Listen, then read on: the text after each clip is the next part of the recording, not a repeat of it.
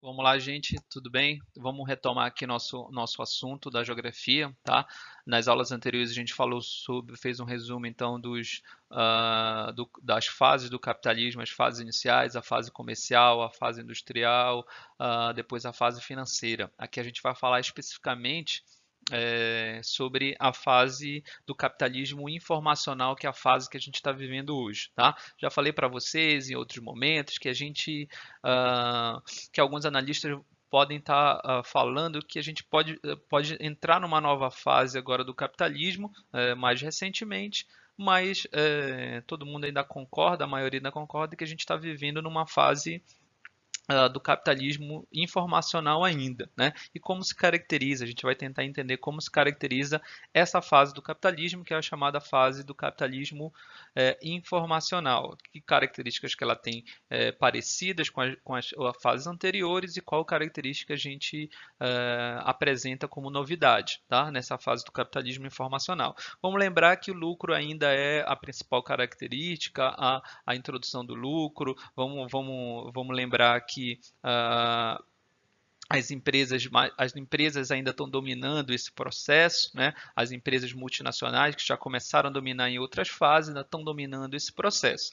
Mas essa questão, elas são algo que já acontecia nas outras fases, mas a gente tem algumas novidades acontecendo, então, a partir de agora, a partir do chamado capitalismo informacional. Na verdade, não é de agora, né? Ele já tem algumas décadas aí, mas poucas décadas. Na verdade, esse capitalismo então tem algumas décadas acontecendo, tá? E essa fase, como eu já falei para vocês, a gente vai explorar um pouco mais, é a chamada fase do capitalismo informacional, né? E aqui a gente pode dizer também que é uma fase da revolução informacional, tá? Aqui surge o início da chamada terceira revolução industrial, tá? A gente teve a primeira lá durante o capitalismo industrial, a segunda durante o capitalismo financeiro, e aqui a gente vai ter uma chamada terceira revolução industrial, que ela é também conhecida como uma revolução técnico-científica e informacional, tá? Uma revolução que tem esse cunho técnico-científica, tá? Então, essa forma de capitalismo, né, essa forma do capitalismo informacional, ele começa a se desenvolver logo após a Segunda Guerra, tá? A partir de todas as mudanças que a gente vai ter após a Segunda Guerra, mas ela seja efetiva, ela ganha força, portanto, a partir da década de 1970 e 1980 que elas vão ganhar força e elas têm força até hoje, essa forma do capitalismo, né? Ela apresenta essa força até hoje. Então, o que, que ela tem de diferente, o que, que ela tem de novidade para as outras fases do capitalismo? Tá?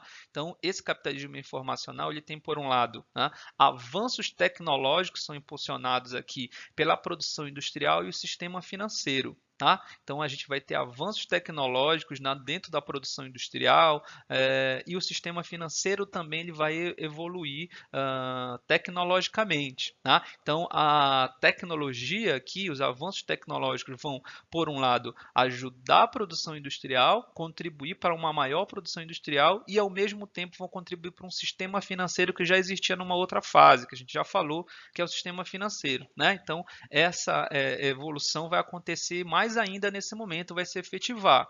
Por outro lado, esse capitalismo informacional ele vai trazer uma característica fundamental nesse período agora, a partir da década de 70 e 80 principalmente, é a crescente importância do conhecimento. Então, por isso que a gente vai falar aqui de uma revolução técnico-científica, né? E do conhecimento aqui vai ser importante, tá? Vai ser um motor principal então dessas indústrias, o motor principal aqui do comércio e serviços, tá? A produção de conhecimento ela vai ser muito grande aqui nesse momento. Como assim, professor? A produção de conhecimento. Aqui, produzir conhecimento, produzir cada vez mais, de forma cada vez mais moderna, produzindo cada vez mais produtos em áreas como a universidade, em centros de pesquisa, e as próprias empresas vão produzir muito mais conhecimento a partir de agora, desse capitalismo informacional, e ele vai ser o motor, então, dessa economia. Ah, professor, nas outras fases, quais eram esses motores da economia? Era principalmente a questão da evolução do combustível, né? Lá no capitalismo industrial a gente vai ter o carvão mineral como principal produto, motor então da capitalismo industrial, perdão, tá? Lá no capitalismo financeiro vai surgir o petróleo como principal motor da indústria, vai possibilitar o transportes aqui e agora, né, no chamado capitalismo informacional, o motor vai ser essa produção do conhecimento. Ah, professor, então quer dizer que petróleo diminuiu essa importância? Não, né? O petróleo ainda é importante para o transporte, é importante para a indústria, tá? Mas o que é fundamental agora é a produção do conhecimento, a produção de vários produtos, de novidades de produto, né? Enquanto um produto está sendo lançado, por exemplo, numa determinada indústria, eles já estão pensando no futuro outros produtos a serem lançados no futuro, né? Então, por exemplo, enquanto aquele teu celular lá no moderno que você acabou de comprar chegou às suas mãos, né? Já estão pensando, as indústrias de celulares já estão pensando outros produtos lá na frente que vão ser lançados na semana que vem, que vão ser lançados no mês que vem, no ano que vem, tá? Então eles estão produzindo conhecimentos e esse vai ser o motor do consumo, vai ser o motor então da produção, vai ser o motor do conhecimento, beleza? Tá? Vai ser o motor da indústria. Então, essa característica, essa importância do conhecimento, ela se aprofunda muito. Tá? Hoje a gente vai ver mais características sobre isso. Tá? E do outro lado, como eu falei, a gente vai ter avanços tecnológicos que vão funcionar também a produção. Tá?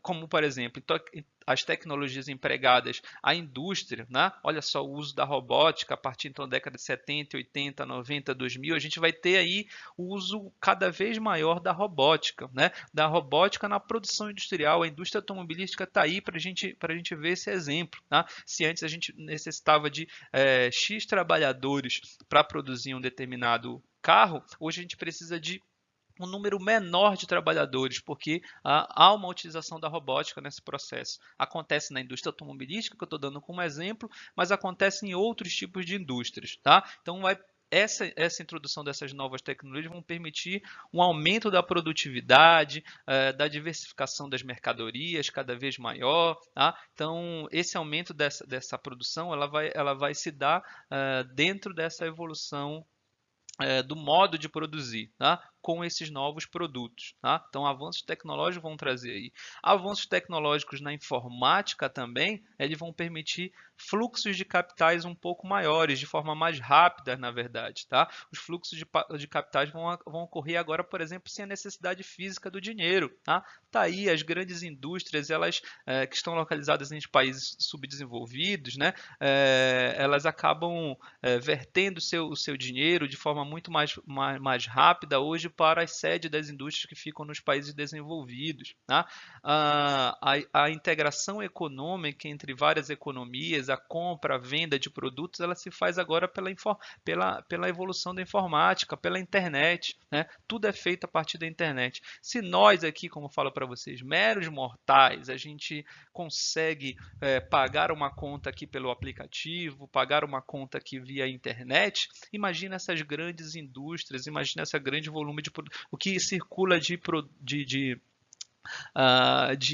aportes financeiros de diversas indústrias no mundo todo. Né? Isso só é possível então agora, a partir então desse dinheiro circulando de forma muito mais rápida, de forma muito de um crescimento financeiro muito mais globalizado, né? Em que você não precisa, por exemplo, necessariamente do dinheiro físico, tá?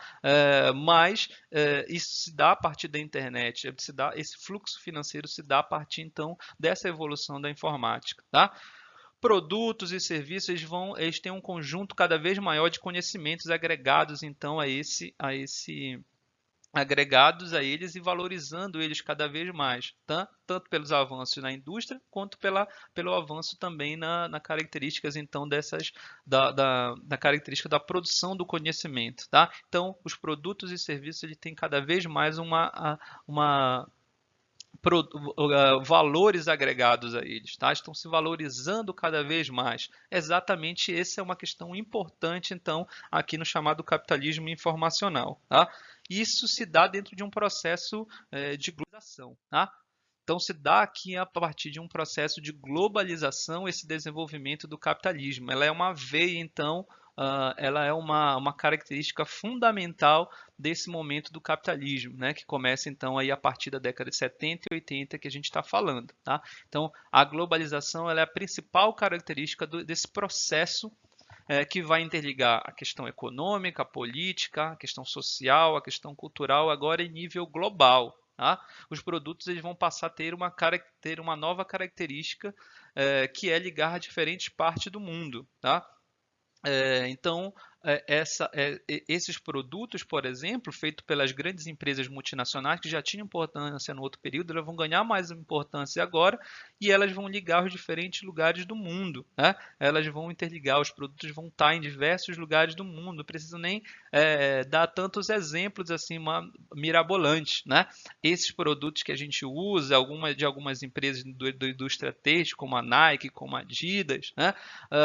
De produtos de carro, por exemplo, fabricados em outros países, de produtos da indústria têxtil, da indústria de brinquedos, por exemplo, que é fabricado na China, que é fabricado em Taiwan, que é fabricado nos Estados Unidos. A gente tem então a possibilidade de ter uma característica, quer dizer, de ter esses produtos no nosso território. E nossos produtos do nosso território também podem adentrar outros lugares. Então, a gente vai ter uma quantidade de produtos circulando de forma muito mais facilitada dentro do globo. Tá?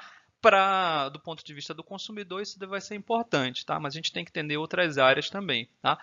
E a globalização ela vai ganhar destaque principalmente nos países desenvolvidos, né, e nas regiões mais modernas dos países emergentes. Então, quem vai se beneficiar, portanto, com esse processo de globalização, dessa circulação de bens, mercadorias, produtos, né, até questões culturais, vai ser, obviamente, os países desenvolvidos e algumas áreas dos países emergentes mais modernos. Como assim? Né? Por exemplo, os países desenvolvidos eles investem muito mais em pesquisa e em desenvolvimento. Tá? Eles vão então produzir muito mais produtos dentro desse processo de globalização. Eles vão ter uma produção maior de produtos. Tá? Olha, por exemplo, aqui nessa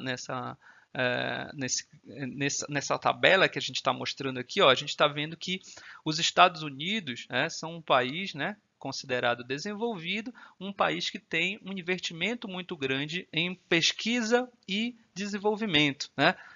Produziu muito. Então, uma parte do seu PIB, quase 3% aqui, ó, que parece pouco, né? Mas se a gente olhar os números, né? Os números de o volume de investimento que os Estados Unidos têm e o volume, por exemplo, da produção do seu PIB é muito grande. Tá? Os Estados Unidos, por exemplo, é um país que investe uma quantidade muito grande de dinheiro em pesquisa e desenvolvimento. Tá? Esses 3% que aparece aí é um volume muito grande, porque os Estados Unidos têm um PIB muito grande. Tá? O Japão é um país também que investe uma grande parte do seu PIB, a Coreia do Sul investe uma grande parte do seu PIB nessa pesquisa e desenvolvimento. Eles apresentam grande número de pesquisadores, olha aqui os Estados Unidos, olha aqui o Japão, tem uma grande quantidade de pesquisadores, né? Eles apresentam grandes artigos publicados em revistas científicas, e isso vai trazer para eles um lucro em receita com royalties e licenças, né? Royalties são aquele parte do produto aquela compensação financeira que a gente paga pelos produtos, né? Que são inventados em determinado país. Então, os Estados Unidos ele recebe uma receita muito grande com royalties, investe muito em pesquisa e desenvolvimento. Então, esses países que investem muito grande em pesquisa e desenvolvimento, eles acabam saindo na frente, né, nesse processo do capitalismo industrial. Hoje, gente, né, grande parte das indústrias elas estão localizadas nas áreas onde tem uma produção grande de conhecimento. Tá? Se antes elas estavam localizadas lá no início do capitalismo industrial, localizadas próximo das reservas carboníferas, ou seja, perto das reservas de carvão mineral, as indústrias se localizavam próximo delas. Né? Hoje, né, nesse capitalismo atual, no capitalismo informacional, as grandes indústrias, as indústrias que obtêm uma quantidade muito grande de lucro, elas estão localizadas em áreas onde tem centro de pesquisas, grandes universidades. Eu posso usar como exemplo com vocês, eu vou mostrar aqui numa outra figura, a área do Vale do Silício, por exemplo, na Califórnia, nos Estados Unidos. Ali, grandes empresas de tecnologia, a Google, o Facebook, a Tesla, enfim, grandes empresas de tecnologias, elas estão localizadas ali, com sedes ali próximo ao Vale do Silício, ali na Califórnia, tá? Mas ela, mas nesse período, quer dizer, mas não só nos Estados Unidos, perdão, também em áreas como do Reino Unido, da Alemanha, tá? Em áreas próximas a esses grandes centros tecnológicos, a gente vai ter grandes indústrias de tecnologia. Então, a vanguarda então desse desenvolvimento, a questão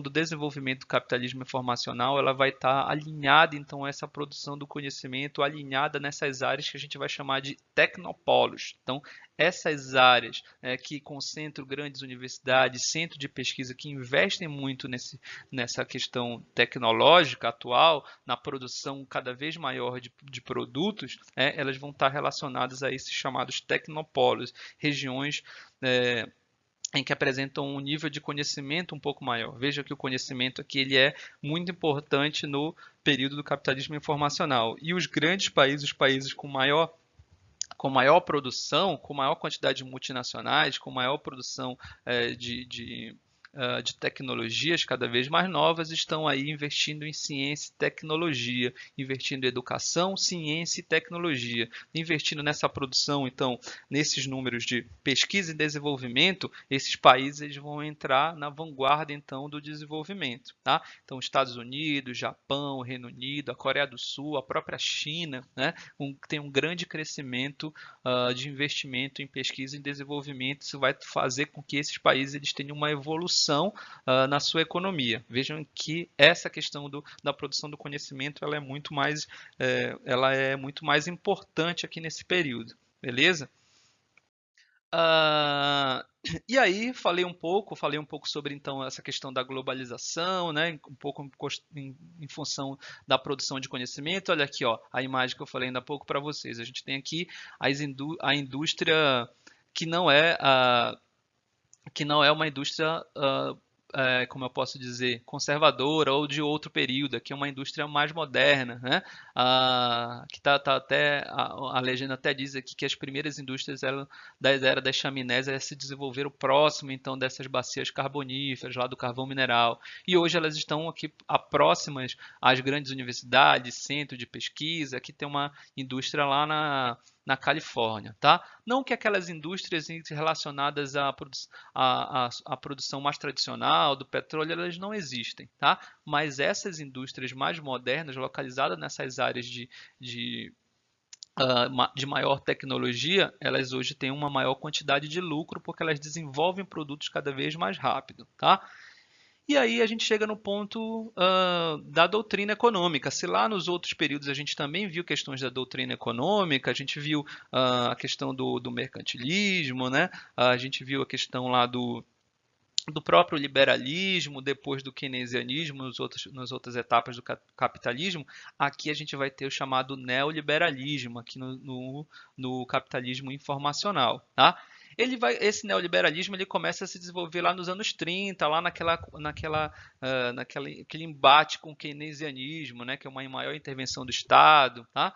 Mas ele vai ser efetivado principalmente a partir da década de 90, lá nos Estados Unidos e no próprio Reino Unido. Lá nos Estados Unidos, lá com o seu presidente da época, né, a gente vai ter o Ronald Reagan, que eu acabei de lembrar, e também com a Margaret Thatcher lá no Reino Unido, a gente vai ter a introdução desse chamado neoliberalismo, tá? O neoliberalismo ele vai se desenvolver nos Estados Unidos e no Reino Unido nesse momento, mas as políticas elas vão se espalhar pelo mundo todo, tá? Porque elas vão se espalhar através de órgãos financeiros internacionais, como o FMI e o Banco Mundial, que vai implantar essa política neoliberal também para outros países, né? Para os diversos países capitalistas, e os países subdesenvolvidos também vão ter essas imposições do FMI e do Banco Mundial para essa nova política, né? E por que esses países, por exemplo, subdesenvolvidos vão ter essas imposições? instituições, porque os países subdesenvolvidos eles devem muito para esses organismos financeiros internacionais. É só a gente usar como exemplo o Brasil. O Brasil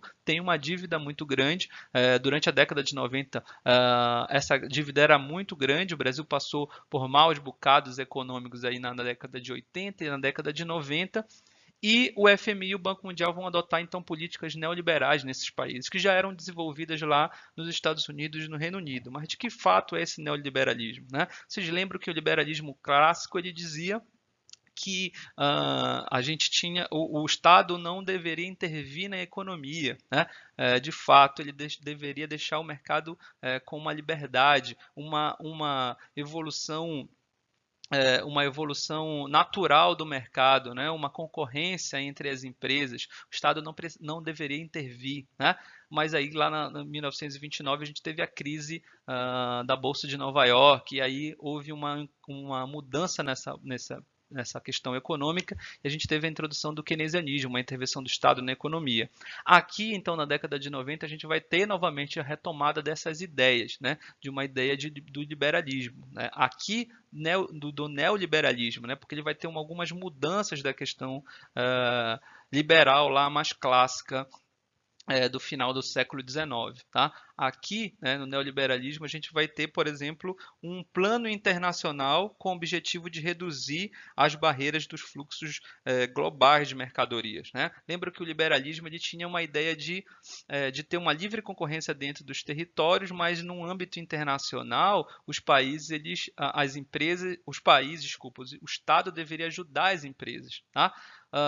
Numa disputa com empresas de outros países. Mas aqui a gente está em um outro contexto. A gente está num contexto da globalização, em que as empresas estão atuando em diversos lugares. Então a ideia aqui é liberar, reduzir as barreiras de fluxos globais de mercados, de capitais. Tá? Então a ideia aqui do neoliberalismo é exatamente diminuir essa intervenção estatal, essa intervenção dos diversos estados, dos diversos governos, dos diversos países. Tá? Então a ideia aqui é diminuir essa barreira e abrir a economia, abrir o sistema financeiro dos países para a concorrência livre. Tá? Isso ele vai influenciá-lo tanto nos países desenvolvidos, o neoliberalismo vai influenciar tanto os países desenvolvidos quanto os subdesenvolvidos para ter essa abertura da economia. Tá? Então vai ter uma abertura, por exemplo, das corporações transnacionais, que a gente chamava de multinacionais. Elas vão adentrar em vários outros países. É só a gente olhar, por exemplo, o Brasil. Durante a década de 90, o Brasil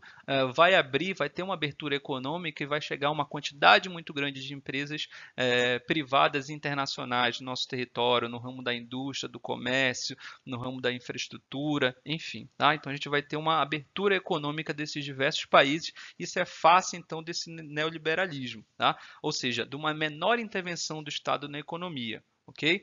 Então o neoliberalismo está pregando essa diminuição do Estado na economia. E de que forma efetiva eles fizeram isso? Né? Lá nos Estados Unidos e no Reino Unido, eles, por exemplo, começaram a vender as empresas estatais. Né? E essa cartilha vai ser seguida pelos outros países, né? Também subdesenvolvidos. O próprio Brasil, na década de 90, vai começar a privatizar muitas empresas que eram estatais, que eram do governo, e elas vão começar a ser da iniciativa privada, vão ser vendidas para a iniciativa privada, por exemplo. Então, a retirada então da intervenção econômica dos estados diretamente na economia. Além disso, ele vai diminuir as barreiras de tarifas, vai diminuir os impostos para essas empresas transnacionais, por exemplo. Tá? Então, o Estado ele vai ter agora, nesse momento do neoliberalismo, apenas de um papel de regulador. Né? No Brasil, por exemplo, a gente vai ter a fundação das agências, a Agência Nacional de Regulação da Energia Elétrica, a Agência Nacional de Regulação das Telecomunicações, a Agência Nacional das Estradas de Rodagem. Então, o Estado, a partir de agora, ele não vai intervir diretamente na economia, ele vai só ser um Estado regulador, então, da economia. Tá? Sem atuar de fato. Então isso é uma das faces aí então do neoliberalismo, da política neoliberal sobre esses países, tá? Só que aí, gente, né? Como todos os outros momentos, a gente já viu em vários momentos do capitalismo, a gente vai ter algumas crises, vai ter alguns problemas, tá? E em 2008 a gente teve uma crise, tá? Desse sistema neoliberal. A crise financeira de 2008, lá nos Estados Unidos, ela que teve a falência de um banco de investimento muito grande, que é o Lehman Brothers, ela vai também atingir a economia norte-americana em cheio, e não só a economia norte-americana. No mundo globalizado, a gente vai ter uma ascensão também dessa crise econômica para outros países. Bom, então, mas o que que foi caracterizado, de que forma foi caracterizada essa crise econômica, né? Essa crise financeira em 2008 nos Estados Unidos. Ela é uma das crises mais famosas do mundo, que ocorre então a partir de 2018, que começa nos Estados Unidos e vai se espalhar rapidamente por o mundo todo. A gente tá verificando aí que a gente está vivendo num mundo globalizado nesse momento, tá? Então, essa crise econômica que acontece em uma das maiores economias, na maior economia do mundo, melhor dizendo, obviamente, num mundo globalizado, em que há uma integração financeira e econômica com outros países, isso vai se espalhar rapidamente pelo mundo todo. Vai atingir a União Europeia, vai atingir a América do Sul, vai atingir os mercados da Ásia. Obviamente, essa crise econômica ela vai atingir outros lugares. Tá? Quais as características dessas crises financeiras? Uma é a ampliação dos fluxos de capitais, principalmente o financeiro. Houve uma ampliação generalizada lá desde a década de 90, início de 2000, desse fluxo de capitais financeiros e sem regulação nenhuma. Esses fluxos financeiros não tinham um controle governamental, uma falta de controle governamental vai ocasionar que esse fluxo, esse intenso fluxo financeiro, intenso fluxo de capitais, ocasione uma crise econômica. Foi a crise então aí desse banco nos Estados Unidos chamado Lehman Brothers. Tá? Então, a partir de 2008, verificou-se então que era necessário uma mudança na economia. Né? Isso acontece obviamente lá nos Estados Unidos. Né? A gente vai ter, por exemplo, a eleição do Barack Obama em 2009, no seu discurso de abertura, ele vai dizer que o Estado ele precisa regular alguns setores da economia para que essa crise ela não atinja a economia daquele país e isso que não atinja a economia também mundial. Né? Isso então vai ser uma nova forma de governar com uma intervenção um pouco maior então do Estado na economia. E aí então Barack Obama vai atingir uma outra perspectiva aí, então, né? Vai estar diminuindo essa política neoliberal, essa característica principal da política neoliberal, que era a não intervenção do Estado na economia. Então, a partir daí, de 2009, o Barack Obama ele vai começar, a partir de outras características, para a economia não quebrar, ele vai começar a intervir diretamente na economia, diretamente em alguns setores econômicos, tá? Então isso vai ser importante, por exemplo, para estancar então essa crise econômica financeira que começa em 2008, tá? Então os Estados Unidos, por exemplo, em 2010 eles conseguem se equilibrar e essa crise financeira ela consegue ter um controle, tá? Mas nem todos os países conseguiram diminuir essa crise financeira. Como eu falei, essa crise financeira foi para o mundo inteiro. Países, por exemplo, como a Grécia, como a Itália, como Portugal entraram em grandes recessões, em grandes problemas, aumentando a sua dívida absoluta, aumentando a sua dívida em relação aos outros países, né, do mundo capitalista, aumentando a sua dívida relativa também em relação ao seu PIB. Países, como eu falei ainda há pouco, como a Grécia, como a Itália e Portugal, atingiram picos dessa crise econômica muito grande. Então, foi necessário que o Estado intervisse então na economia um pouco mais para ajudar esses países a diminuir essa crise. Tá?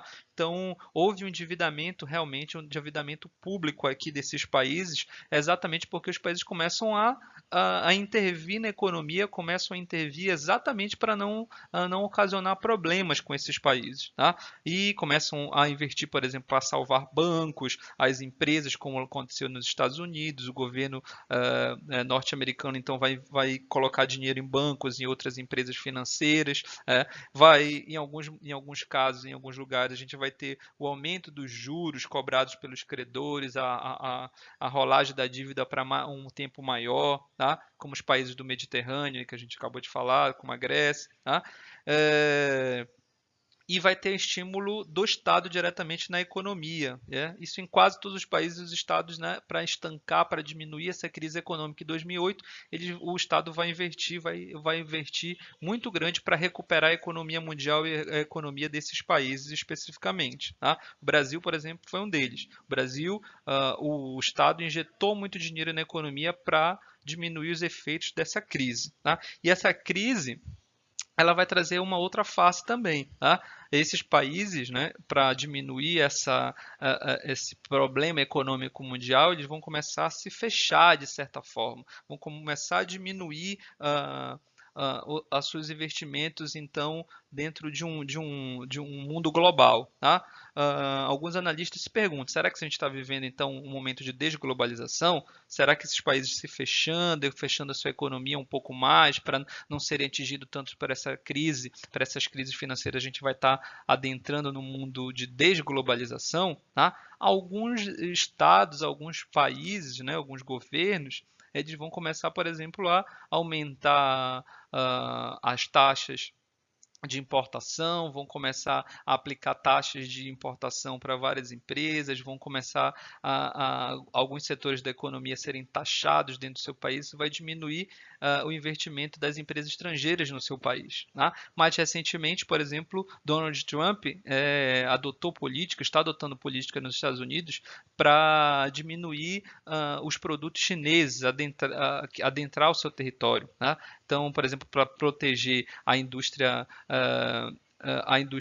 de minérios, a indústria siderúrgica nos Estados Unidos, ele começou a taxar os produtos chineses, por exemplo. Né? Ou seja, está fechando essa economia dentro de um processo de globalização. Será que é um processo de desglobalização? Alguns analistas colocam que isso daí é só um momento, é uma conjuntura. Daqui a pouco esses estados eles vão começar a abrir novamente sua economia, vão diminuir essas taxas de importação, enfim. Tá?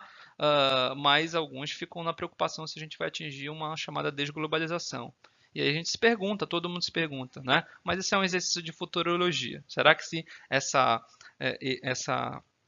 questão ela vai atingir outros, vai ficar ao longo do tempo, né? Será que a chamada revolução técnica, científica e informacional, que está assentada aí no processo de globalização, que é fundamental no processo de globalização, ela vai diminuir? Tá? Será que a revolução técnico-científica vai diminuir? Será que vai diminuir as integrações mundiais entre os países, por exemplo, nos ramos culturais, econômicos? Né? Será que de fato isso vai ocorrer? Né?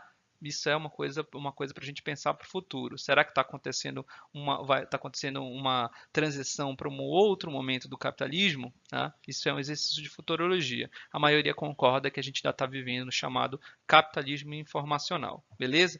Nas próximas aulas a gente vai falar especificamente de globalização, tá? E de outras questões mundiais. Tá? Primeiro a gente vai falar sobre globalização. Então, aqui é só. Então, até mais, até a próxima.